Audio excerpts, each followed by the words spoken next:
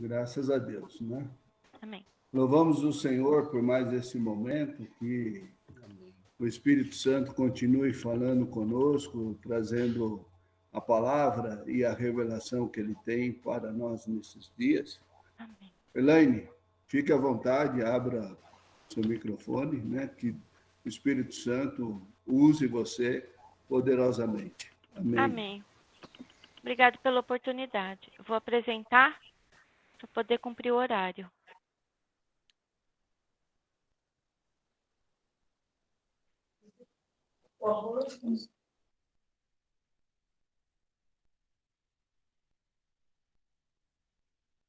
Me avisem quando vocês estiverem vendo? Positivo, chegou.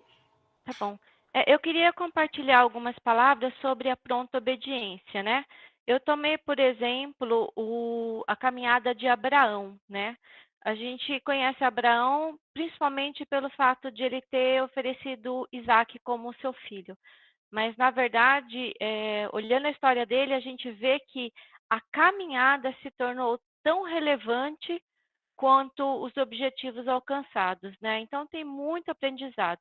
Então hoje eu queria trazer não como somente o pai da fé, mas uma coisa que nas minhas leituras eu identifiquei foi a pronta obediência.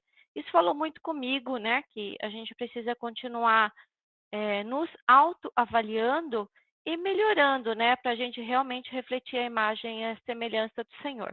Então, trouxe algumas passagens, a gente não vai ler na íntegra, mas é só para contextualizar o que eu gostaria de chamar a atenção. Então, eu peguei alguns exemplos do Abraão, né, e o comportamento dele. Então, o Senhor disse a Abraão: sai da sua terra, do meio dos seus parentes e da casa do seu pai, e vá para a terra que eu lhe mostrarei. Partiu Abraão como lhe ordenara o Senhor, e Ló foi com ele. Continuando a caminhada, né? Aqui fala sobre a circuncisão. Esta é minha aliança com você e com seus descendentes, aliança que terá que ser guardada. Todos do sexo masculino entre vocês serão circuncidados na carne. Naquele mesmo dia, Abraão tomou seu filho Ismael, todos os nascidos em sua casa, e os que foram comprados, todos os do sexo masculino de sua casa, e os circuncidou como Deus lhe ordenara. Continuando a jornada. E disse Abraão: livre-se da escrava e do seu filho, porque ele jamais será herdeiro com meu filho. Aqui é Sara falando com Abraão no momento em que Isaac estava sendo desmamado e Ismael, perdão, Ismael estava zombando de Isaac, aí Sara foi lá e falou com Abraão. Na manhã seguinte, Abraão pegou alguns pães e alguma vasilha de couro cheia de água, entregou-os a Agar e, tendo-os colocado nos ombros dela, despediu-a com o menino. E aqui fala que perturbou-se muito o coração de Abraão e com toda a razão, né? Tome seu filho, aqui é o ápice, né, conhecido de todos nós. Tome seu filho, seu único filho, Isaque, a quem você ama, e vá para a região de Moriá. Sacrifique-o ali, como holocausto, num dos montes que eu lhe indicarei. Na manhã seguinte, Abraão levantou-se, preparou seu jumento, levou consigo dois de seus servos e Isaque, seu filho, né? Continuando. Isso me fez meditar, pensar muito na nossa mordomia, né? Naquilo que Deus nos pôs para cuidar. Qual é o nosso nível de pronta obediência, né? Me fez pensar bastante. Aqui eu coloquei algumas dicas para gente, para nos ajudar a pensar, né? Uma vez, não vou falar quem falou isso, né? 100% do fórum sabe, falou que tudo que é contrário à fé é pecado. Ora, nós sabemos onde Deus tem nos levantado, com quem nós temos interagido, onde nós temos trabalhado, onde nós temos estudado e tudo mais, né? Então, certas coisas são explícitas, né? O exemplo que foi dado foi: olha, se eu tenho um emprego, eu não preciso orar a Deus para saber se eu tenho que levantar e ir para o meu emprego, né? Eu preciso prontamente obedecer isso, né? Mas muitas coisas nós de fato relativamos, né? Não sei, eu vou falar por mim somente. Algumas coisas nós relativamos. Então, nós precisamos parar e meditar nessas coisas. Por quê? porque nós somos a imagem e semelhança do Senhor.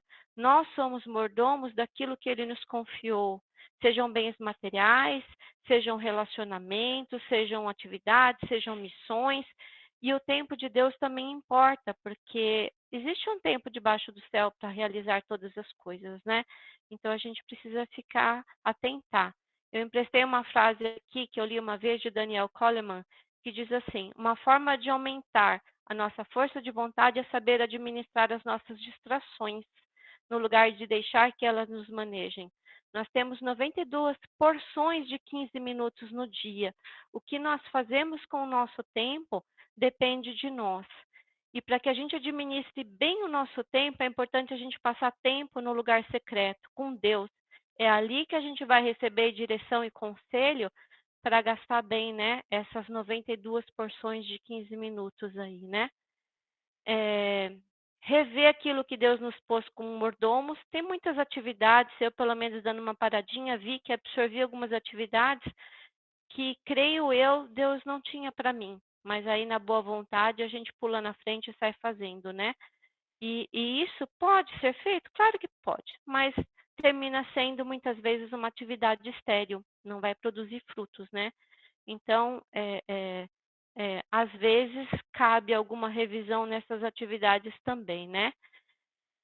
E já sabemos que daquilo que nós somos responsáveis, a gente precisa evitar ao máximo a procrastinação e a negligência, né? Até com coisas, pequenas coisas, né? Na palavra do Carlos, ficar atento, limpar porão, no meu caso, limpar fogão. Se tudo é para o Senhor, a gente pode colocar uma outra motivação em qualquer atividade, né? E principalmente no relacionamento com a nossa família, irmãos, amigos, colegas e tudo mais, né? Então, tudo conta, tudo é importante. Por quê? Porque nós somos mordomos do Senhor. E seguindo o exemplo do Abraão, Abraão não falava, quando der eu faço, vou pensar, vou meditar, vou orar, estou afundado. Não, ou era no mesmo dia, ou era na manhã seguinte, ou era então. E Abraão foi mencionado mais de 3 vezes lá em Hebreus 11, né?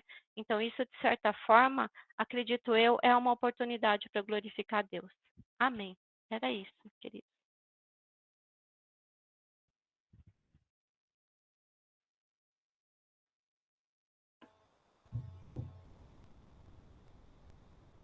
Louvado seja Deus. Nós vamos orar. Então, aquele que desejar, abra o seu microfone, né? E em prontidão, em uma atitude de fé, ore a Deus nesse momento.